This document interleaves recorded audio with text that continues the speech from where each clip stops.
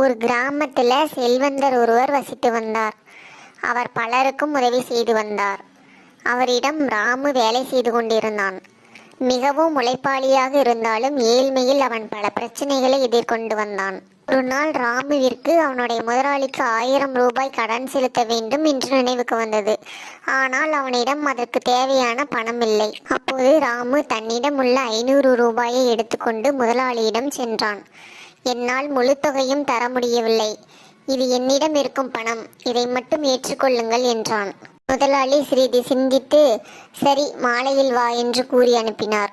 மாலை நேரம் ராமு முதலாளியிடம் சென்றான். அப்போது முதலாளி அவனிடம் 1000 ரூபாய் கொடுத்தார். அதை பார்த்த ராமு ஆச்சரியமானான். இது ஏன் என்று கேட்டான்.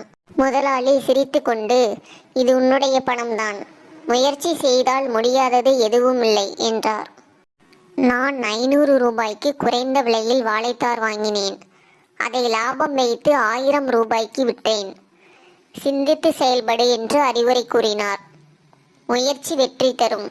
முயற்சி செய், வெற்றி நிச்சயம். இந்த மாதிரி ஸ்டோரி எப்படி கிரியேட் பண்ணணும்னு தெரிஞ்சுக்கணுன்னா நேச்சுரல் டெக்கு கீழே இருக்க ப்ளே பட்டனை கிளிக் பண்ணுங்கள்.